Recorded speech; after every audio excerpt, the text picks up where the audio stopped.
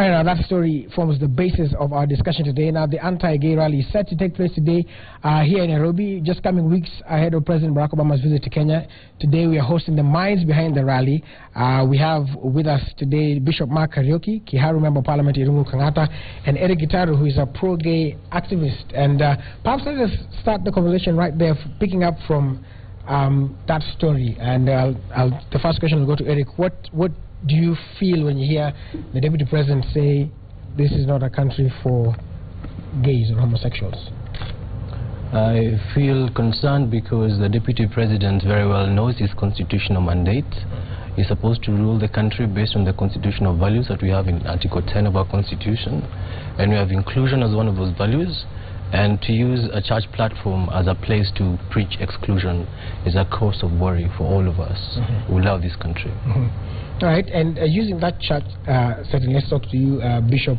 Ideologically, the conversation around it's been basically in the church, anti-gay movement. Tell us a bit why this gay protest and why now? I think what is important is to understand the times and the seasons, and also to look at the past, because it's in the church because we believe the scriptures, and when we look at the scriptures, we see the dangers that this practice brings into a society or a community. That's why we are so concerned as a church that the entire nation is being pushed to a place of destruction by people who either know or don't know.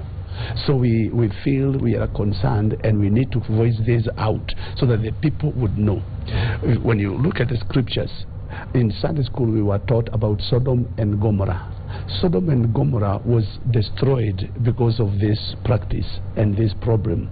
So we don't want to see it and see Kenya being destroyed because of the practice of a few. That's why we are so concerned about this. Well, people would argue that there is no big sin or small sin, right? So why then now have anti-gay protests? And maybe when there was corruption, we didn't see the church in the streets. When there was 147 in Garissa, we didn't see the church on the streets as well. We have always spoken, and just for you to know, we have actually been living on the streets. We have done crusades, we have done open air meetings, we have done house to house, and those are campaigns that we do. And when we do those campaigns, that's what we are talking about, the issues that are affecting the nation. So we are not just specializing on this particular issue. We are dealing with the morality for the whole, as a whole. And Mheshimiwa, we say the State House has said President Barack Obama is free to talk about homosexuality when he comes, because we are a country that upholds freedom of expression. But then Deputy President William Ruto says that no, this is a God-fearing country. Do you think the government should actually draw a line? Well, to a certain extent, I think we must also appreciate it is true. There are people who don't believe what majority of Kenyans do. So therefore, to one extent, I would understand the government's position on that matter. That, well, he can come here and say whatever he does. But as to whether we are going to adhere to that, to me, is another debate. No wonder the expression by the Deputy President is what I personally, and I know majority of Kenyans, they subscribe to that. And do you feel that that you are discriminated against? Yes, we are. Right now we are facing a situation where we have this client who's been sent by their mother to a rehab center. We have rescued them before from Mathare Mental Hospital, and they've been going through torture and cruel treatment within the family setting. The discrimination is not only meted by the state through arbitrary arrest by the police, but it does happen a lot, and it has been documented, and we have tabled this report before the United Nations when Kenya is being reviewed at the UPR mechanism. We have people who have been beaten and suffered violence. They have OB records and P3 numbers of people who've gone to hospitals and been treated from attacks by homophobic mobs. When Mr. Kangata last year called for Kenyans to engage in citizens' arrest when police failed to act suspected homosexuals, we recorded 23 evictions, forced evictions, from people in their rental houses in Nairobi. We are dealing about people's lives. They can come here and sensationalize it or make it about religion, but this is about the lives of people to be dignified. So in your view, it's not about religion? It's not even about marriage. We're not asking for marriage. We are not Sodom and Gomorrah. Ezekiel 14:16 says that Sodom and Gomorrah was punished because it was not humble and it was not respecting the poor and the hopeless in its society. And that's where maybe Kenya is today. You're looking at people who are fighting for social justice, for inclusion within their own families and societies, and we're associating them with a propaganda that is not even really their lives. And maybe that's why we're here today, to listen to one another and to speak about what exactly our struggle is all about. Bishop, your views on that, because what is the fear that the church has? Okay, you then, Bishop. Yes, the point is, one, it is true, we do have what I can say religious reasons for objecting to homosexuality. Bishop can deal with that. I'm going to deal with what we call secular reasons as to why we should be against homosexuality. First, there are medical reasons, medical evidence. We show that indeed homosexuality is bad. What is this evidence? One, it is there in medical journals. We have what we call human papilloma virus, and for obvious reason, because what you are trying to do when you engage in such kind of an act, you are trying to do a penetration in a place that is not supposed to be done so. So therefore, for instance, there we do not have, let's say for instance, protection against the virus which are caused by the excretion. That place is used for excretion. So there are a lot of viruses there. Two, the skin which is there is not like the usual skin in a woman's private parts. It is something that is too tiny. The skin is not tiny, so therefore when you exert it to a pressure, it is usually tears up. As a result, human papilloma virus, HIV, some other diseases, they tend to occur more in homosexuals. No wonder in America the first community to get HIV was the homosexual community. Number two, there is evidence to show that indeed homosexuals tend to engage in vices like alcoholism, all factors being constant as compared to heterosexuals. No, when you compare, when you do a comparison element. So finally, the key point also is a relationship that cannot bring forth a generation. We all know we are here out of a procreation since time immemorial. So when you encourage such kind of a relationship, you are sure saying that indeed you do not want a new generation of human beings. You see, for us, we look at it from the scriptural point of view, that one, marriage is God's initiative. It was God's idea. He created man and woman, not men and men. So just by the fact that man is going with man or woman with woman, that is against God's purposes. And as Mheshimiwa has said, there is no procreation that is going on in that process. So we're saying when we allow this, we are going against God's purposes and God's plan for creation. When we talk of stigmatization, when a situation is a disorder, you need help. Why then should focus on quote unquote delivering them, based on your argument, delivering them or welcoming them to the church instead of anti-gay rallies? You see, the church is for everybody. Everybody is welcome to the church. We do not discriminate and say if you are this you don't come. But by the way, even thieves are welcome. Yes, come to church, murderers. When you come to church, you are coming to seek for help. You sit there so that the word of God, which created you, can recreate any disorder that is in you and help you. All right, let's give Eric a chance. I just wanted to respond to what Mheshimiwa said by simply reminding you that there are a lot of gay and lesbian people in this country who are celibate and not sexually active. Do you have a number, a rough estimate? We do not go populating on a minority or varying what numbers they have for specific security reasons. And I also want to remind you of the position of the Catholic Church on this issue, that homosexuality as an orientation is not a sin, the same way heterosexuality as an orientation is not a sin. No, that is the position of the church. Maybe the question is... please let me respond. I'll give you your time, sir. The sin is in the expression that you choose to do. Let us be very clear on that. And two, as a public leader, if you have a concern with public health, if you're seeing diseases that are spreading against a certain population. I guess it will be within your concern as a public servant to look at ways of finding solutions instead of going and closing doors and condemning and passing laws or seeking enforcement of laws that drive this population underground. It's responsible leadership like that. And Bishop, we are not against religion, and as I said again, we are not asking for gay marriage. We are not.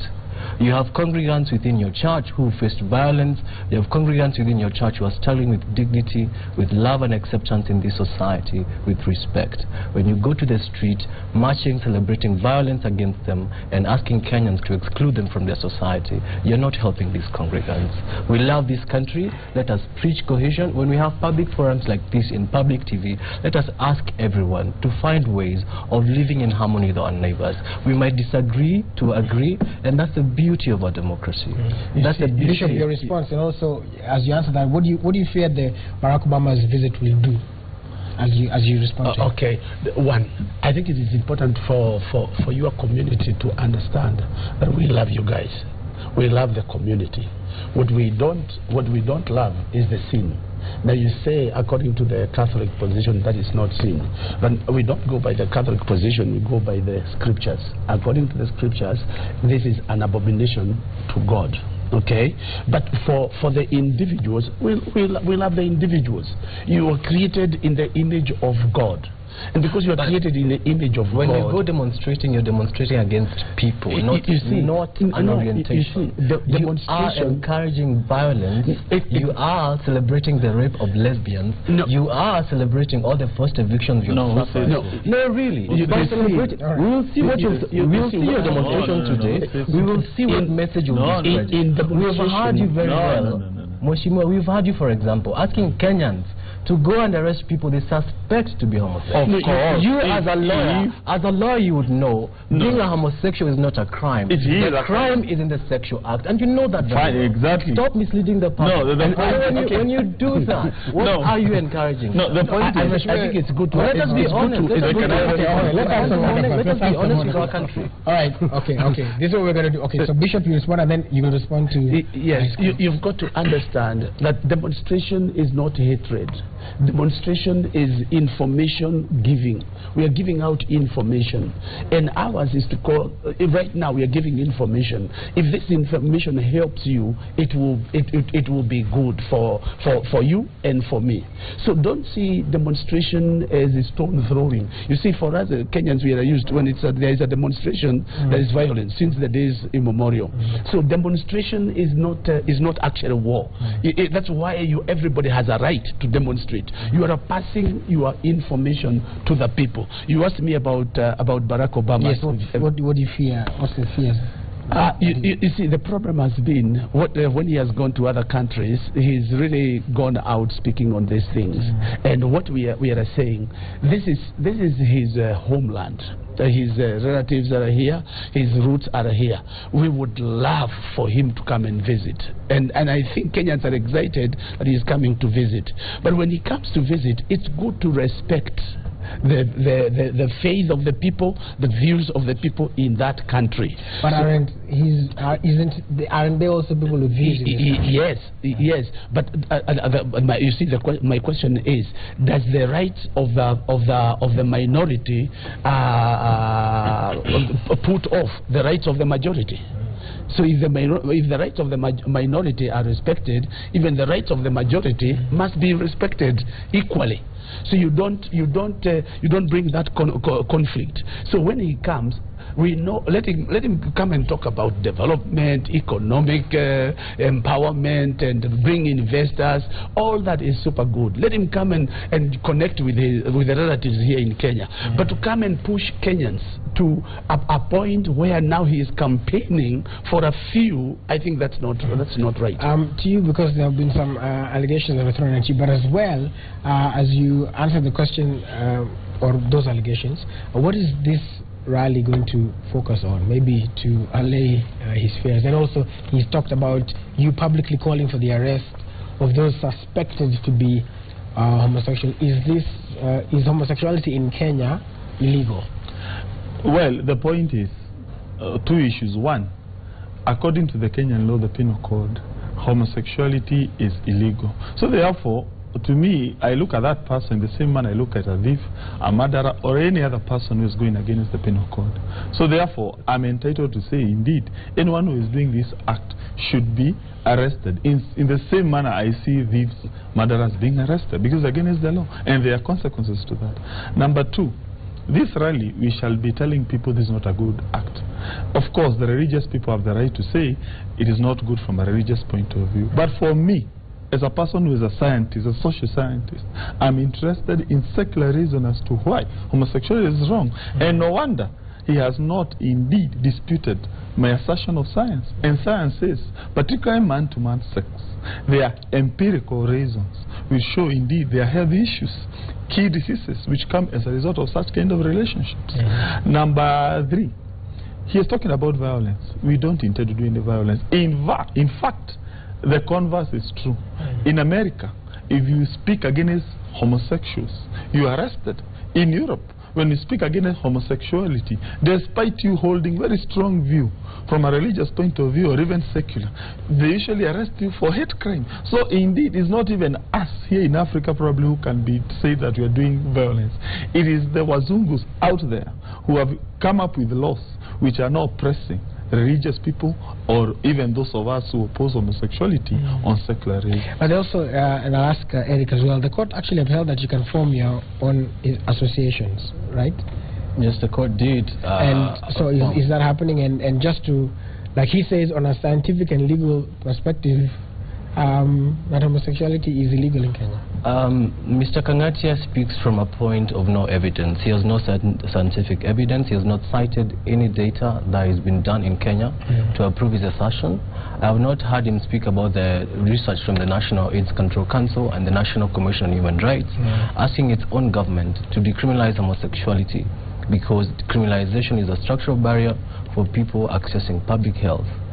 And number two, when you want to speak about our assertion in terms of your social science, I'm not necessarily disputing what you mean by having a society where we listen to each other, as the bishop was saying. What we are saying is that when you go and form an anti-gay rally, when you go and form an anti-gay caucus in parliament, you're running against an issue. You're running against a people. You're running against a minority. You're clouting and having political capital generated out of rousing up moral majority against a minority which you have not proven in any way is harming the society. I would want to see you being anti-corruption. You're speaking about thieves being criminalized in the penal code. All these thieves stealing public land and stealing public money, you're not rallying people to go and take back the money that has been stolen. You're not rallying people to solve the murder of Mutula Kilonzo and all these political murders that have gone in this country. You're a public leader. You can do more good, and what you're doing right now is fighting a very, very small minority in this country that's really want to be included, and that is not harming anyone, sir. No, right. You see, one point. Okay, we'll take that and then we'll start wrapping up. Two issues. One, we do fight against those other vices. Not in the same pattern. No. Not with rallies. Well, fine. It is not jointly with the Christians and the Muslims. Yes, my choice. My choice, my right. So when I decide this is my passion, fine. I'm entitled to that right, isn't it? So that's number one. We do fight against those kind of vices. Number two, when you say that homosexuality does not harm anyone, it does. And I've said indeed there are diseases which are involved in such kind of practice. Which are also Number two, no, they don't occur. They are heterosexuals. The evidence shows that indeed. No, allow me to finish my point. The recurrence is higher in homosexuals. Number two, this notion of saying this is a private thing, two people in a bedroom, the state is not there, is a fallacy. First, in the penal code we do have so many other victimless crimes. A good example is suicide.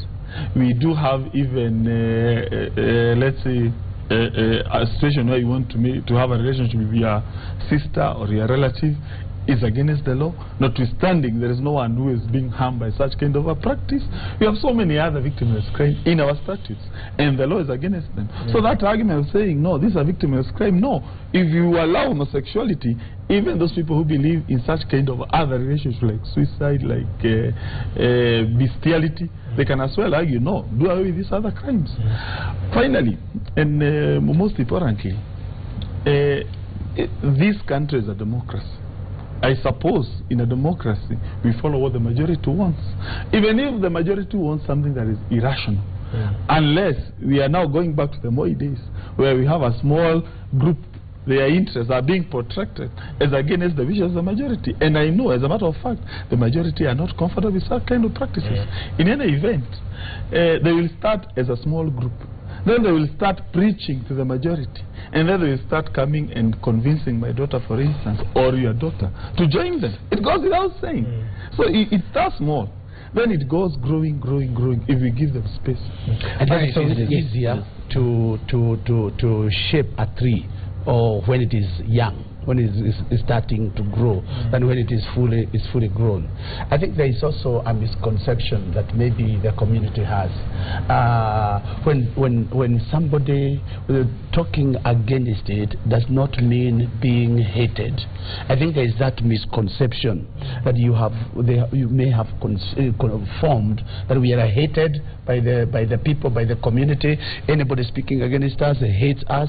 Nobody wants us. So if anybody says anything, then the antennae go up. I want you to know we love you, we value you. And because we love you and we value you, that's why we are talking about it. That's why I would come to you. That's why I invite you to our church on Sunday. I would invite you to church on Sunday. Thank you very much. Fish there and capture the word and realize that you are loved. You are important, Bwana. Thank you, in the image of God. Thank you, Bishop. I am very well spiritually nourished. I worship at Our Lady of Guadalupe Church. Maybe I did not mention to you that actually in law school, where you went to also, I was a CU secretary of law school. I was the CU secretary of the National Christian Unions of Kenya. I was the CU secretary of Chogoria Boys High School. And I was... So where did you lose the faith? I have not lost my faith. I have not lost my faith. And I'm saying this to defeat the misconception that we are against religion, that we homosexuals are not Christians, because it's a fallacy.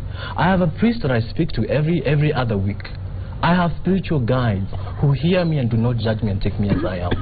And that is the position the church needs to come to, where Christ was, where he did not condemn or judge anyone or go to the streets demanding that the state does something against people that he thought or he felt were doing something that he disagreed with. And that is what we are asking. Open the doors without judgment. Open your arms and stop having political capital and strategy and attention with persons who are asking for us to be harmed. You see, because history will remember this. History will remember this. I just wanted to close by saying this. I want to highlight what State House said there, yesterday, that we are a country that is ruled by the Constitution, and that's the same thing the High Court said, that in Kenya the Constitution is supreme, and we believe in the freedom of association, we believe in the freedom of expression.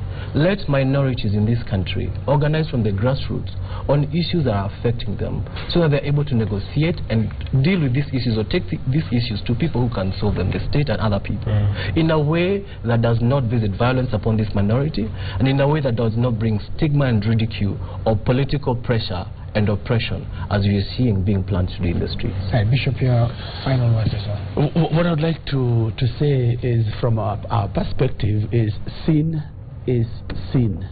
It doesn't matter how it is quoted or what it is called.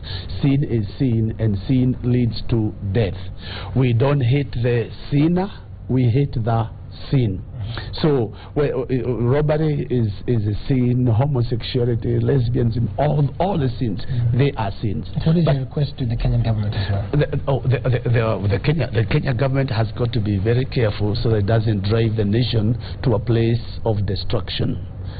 Because if you drive the nation into a place of destruction, you will be held responsible. It is true we cannot gag his mouth when he comes, but we can advise and say, by the way, according to our constitution, we recognize the supremacy of God, that God is sovereign, or the sovereignty of God in this nation. So when you talk, have this in your mind, these are the people you are addressing. So I would recommend that when Barack Obama comes, he doesn't talk about all those issues. Let him talk about the issues that will benefit the majority of the people of this nation. We would also advise the State House to it is true that everybody has a right. You may not control his words, but But for us who can pray, I would ask the church to pray so that what he intends to say, he doesn't say, so that he doesn't speak the things that are going to affect people negatively. So I would ask those who believe like me to pray that his mouth will be shut and he will not discuss those things. All right. Yes, two issues. One, we should not allow wrongs to be disguised as human rights. Otherwise, if we take such kind of a route, then I would foresee a situation where Mungiki, Chinkororo, Al-Shabaab are going to say, no, we have rights to express ourselves. So therefore, the argument that was made by the High Court was erroneous.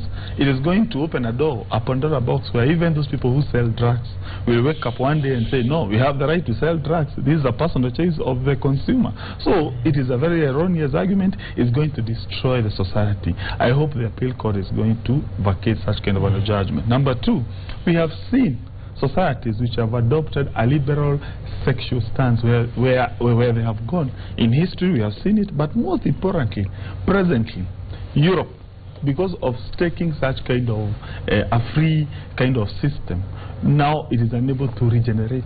There are no children who are being born in Europe. As a result, they are being compelled to do immigration. We have seen in Japan the problem of the demography, which, when you look at the bottom line of that notion, is where you adopt such kind of sexual orientations, where children are not celebrated, where heterosexuality, which brings forth next generation, has now been fought against, is not being given its due recognition. So I disagree with homosexuality. Right. Well, those are the views of several of our panelists today, as well as discussing the anti-gay rally that is coming up today. So some of your comments, I'll just take two because of time. There's one that says, Kizito Afula 7 says the church needs to stop spiritualizing the fight and start teaching morals as well. Then there's one person who says here, tell Bishop God created Adam and Eve, not Adam and Steve. And then there's one more here who came up. Oh, that's something else about illicit brew. Yeah, there's somebody else who says supporting gay rights doesn't make one gay. Just like supporting wildlife doesn't make one an animal. Those are the general views of the people. Thank you so much for talking to us on #PowerBreakfast and also sending your comments on 22422. We thank you for also coming, gentlemen. It's quite a controversial topic, and for you to avail yourself and speak about it is also well in for you guys, and thank you so much for coming. Of course, thank you also for giving us your views. All right, once again, thank you to Bishop Mark Kariuki, Irungo Kanata, and Eric Gitari. Thank you so much for coming. In our next few minutes, Kirugo Ngaro is also talking about another hot topic. It is the topic of illicit brew. Is it a war or is it vendetta? She'll be hosting John Abongs, the Director of Quality Assurance at KEBS. So the same protocol, #PowerBreakfast at Citizen TV Kenya, at Willis Saburu, at Kizigo Ngarwa, and also 22422 for SMS. For now, though, we take a short musical break, if you like, as we listen to the beautiful sounds of the band in the other studio. Good morning.